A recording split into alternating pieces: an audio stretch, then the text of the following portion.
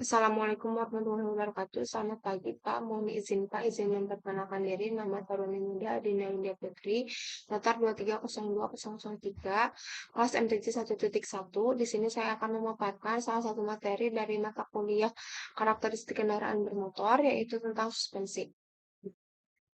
Suspensi memiliki sistem, yaitu sistem chassis, yang meliputi atau yang menopang aksel, kemudi untuk mengatur arah kendaraan, roda ban, dan rem untuk menghentikan jalannya kendaraan.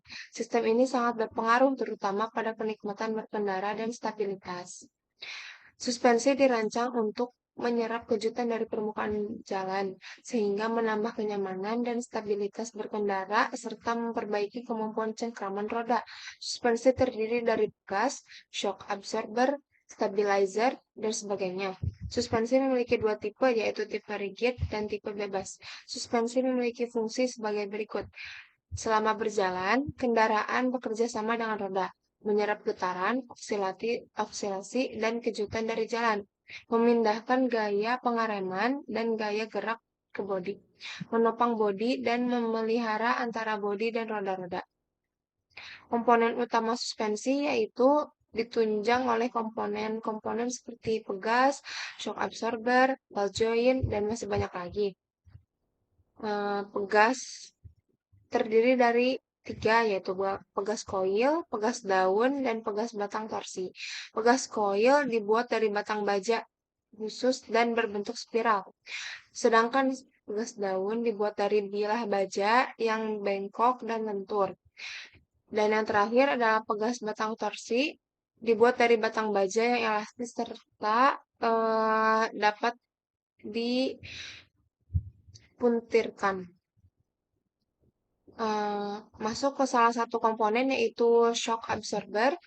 Yang pertama, apabila kendaraan hanya memiliki pegas, lalu kendaraan cenderung oksilasi, maka dipasang shock absorber untuk meredam oksilasi tersebut.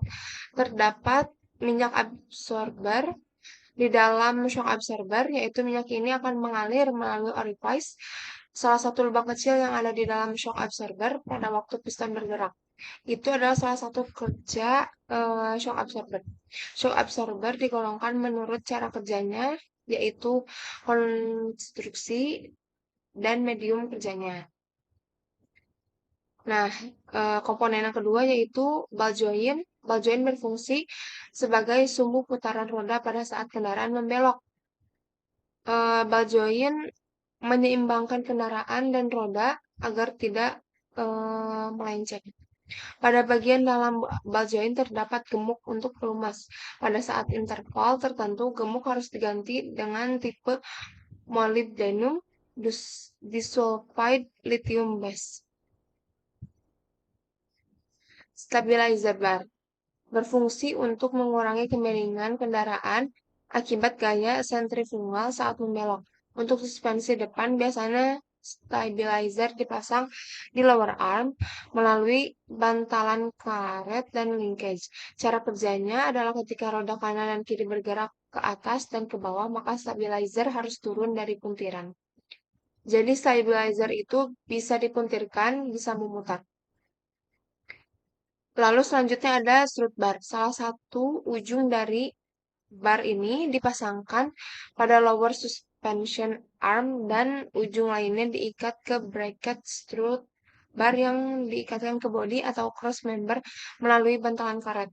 Berfungsi untuk menahan lower arm agar tidak bergerak maju atau mundur saat menerima kejutan dari permukaan jalan. Jadi strut bar ini akan memperkokoh kendaraan agar tidak keluar dari tempatnya. Lateral controller rod dipasangkan di antara axle dengan bodi kendaraan, tujuannya untuk menahan axle pada posisinya terhadap ban dari samping. Lalu ada bumper. Saat bonding dan rebonding, bumper dipasang untuk pelindung frame, axle, shock absorber, dan lainnya. Jadi bumper ini akan melindungi komponen-komponen di dalamnya saat menerima kejutan dari permukaan jalan. Lalu ada oksilasi bodi. Jenis-jenis oscillasi body sebagai berikut, yaitu ada bouncing, yawing, rolling, dan pitching. Pitching adalah gerakan atau bergoyang bagian depan dan belakang kendaraan ke atas dan ke bawah terhadap titik pusat gravitasi kendaraan. Gejala ini terjadi ketika kendaraan melalui jalan yang bertonjolan atau berlubang. Jadi saat kendaraan tidak bisa melewati lubang atau menghindari lubang, nah pitching ini akan nah, gerakan itu disebut pitching. Di samping itu pitching mudah terjadi pada kendaraan yang pegasnya lemah. Yang kedua adalah bouncing, adalah gerakan naik turun bodi kendaraan secara keseluruhan. Gejala ini mungkin terjadi pada kecepatan kendaraan tinggi dan pada saat jalan bergelombang. Kecepatan tinggi kendaraan biasanya dilakukan pengemudi saat di jalan tol. Kadang mobil terasa seperti eh, tergoncang-goncang naik turun. Lalu demikian pula pada pegas suspensi lemah. Jadi kendaraan yang memiliki suspensi lemah akan merasakan ini. Lalu yang ketiga ada rolling. Bila kendaraan membelok atau melalui tonjolan jalan, maka pegas pada satu sisi kendaraan mengembang dan pegas pada sisi lainnya mengerut. Kendaraan ini mengakibatkan body rolling pada sisi ke samping. Jadi kendaraan akan miring ke salah satu sisi yang pegasnya mengerut. Nah, yang terakhir yaitu yawing adalah gerakan bodi kendaraan mengarah memanjang ke kanan dan ke kiri terhadap titik berat kendaraan.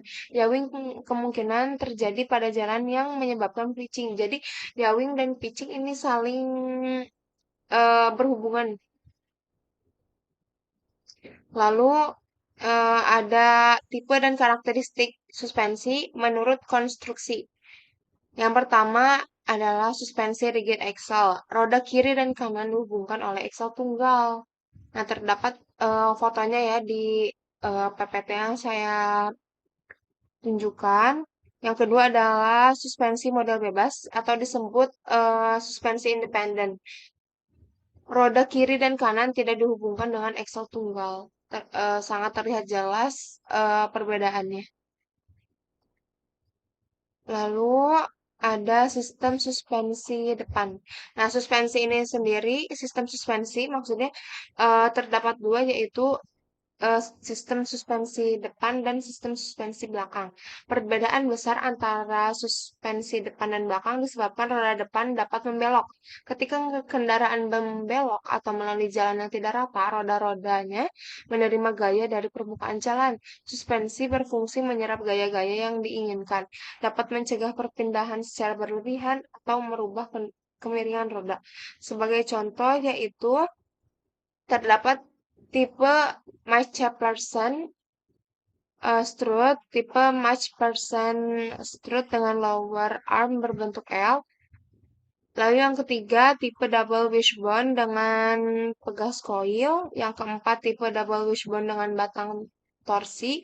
Dan yang terakhir adalah tipe pegas daun paralel. Yang pertama yang akan saya jelaskan yaitu tipe Mach-Persen strut. Suspensi ini banyak digunakan pada roda depan mobil ukuran kecil dan medium. Komponen suspensi tipe strut ini adalah lower arm, strut bar, stabilizer bar, dan strut assembly. Ada juga yang lain seperti coil spring, shock absorber juga termasuk dalam suspensi ini. Lalu ada suspension member dan steering knuckle arm. Strut bar berfungsi menahan gaya yang bekerja pada roda dengan arah depan belakang. Stabilizer bar berfungsi mengurangi kemiringan kendaraan ketika membelok dan menambah kemampuan cengkraman roda. Lalu pegas koil dipasang pada rakitan strut dan shock absorber ditempatkan di dalam rakitan strut. Lalu yang kedua adalah tipe Iceperson strut dengan lower arm berbentuk L. Keuntungan dari tipe ini adalah dapat menahan gaya dari samping maupun arah depan belakang sehingga tidak perlu menggunakan strut bar. Lower arm bentuk L diikat pada bodi pada dua tempat melalui bushing dan steering knuckle melalui ball joint. Lalu ada tipe double wishbone dengan pegas coil. Roda dipasang melalui dua lengan suspensi, ada upper dan lower arm. Shock absorber dan pegas coil dipasang di antara kedua arm tersebut, steering knuckle dan frame. Salah satu ujungnya dipasang pada bodi atau frame melalui bushing dan ujung lainnya pada steering knuckle melalui ball joint. Jadi ball joint juga masih mempengaruhi sistem ini, tipe ini, karena dari tadi selalu disebut ball joint selalu berkontribusi. Ya, lalu ada tipe double wishbone dengan batang torsi. Suspensi ini digunakan pada truk kecil yang menggunakan suspensi dengan pegas coil. Lalu ada tipe pegas daun paralel. Suspensi tipe ini digunakan pada roda depan truk dan bus dan lain-lain. Jadi suspensi pegas daun paralel ini ada dua, yaitu digunakan pada roda depan truk dan yang satunya lagi digunakan pada roda eh, belakang truk. Jadi penggeraknya beda. Kalau yang suspensi belakang itu terdapat di penggerak roda belakang truk. Lalu ada sistem suspensi belakang. Pada umumnya, suspensi belakang menerima berat yang berlebihan dari penumpang dan barang. Tentu saja karena pasti ditempatkan di belakang dan penumpang dan barang itu eh ya muatannya ada di belakang. Kendaraan ini menimbulkan kesukaran dalam menemukan kekerasan pegasnya. Apabila pegas dibuat cukup keras untuk menahan berat badan, akan terlalu keras untuk dinaiki pengemudi. Sebaliknya, jika dibuat cukup lembut untuk dinaiki pengemudi, pegas menjadi terlalu lemah sewaktu mendapat beban berat. Sedemikian pula keadaannya dengan shock absorber. Suspensi belakang dirancang agar axle selalu pada posisi yang benar, jadi tidak berpindah tempat. Dan bila melalui jalan yang tidak rata, maka roda-roda akan melambung tanpa memengaruhi kestabilan arah roda depan. Nah, sistem suspensi absorber ini terdapat 6 contoh, yaitu ada pegas daun paralel. Nah, ini eh, contohnya fotonya yang ada di pojok kiri atas. Lalu yang satunya lagi adalah tipe 4 link. Lalu ada tipe semi trailing arm dengan tipe double wishbone. Lalu ada tipe strut dual link dan tipe trailing arm dengan twist beam. Itu saja yang dapat saya sampaikan. Mohon maaf apabila ada kesalahan kata atau pemilihan kalimat yang kurang berkenan. Terima kasih atas perhatiannya. Wassalamualaikum warahmatullahi wabarakatuh.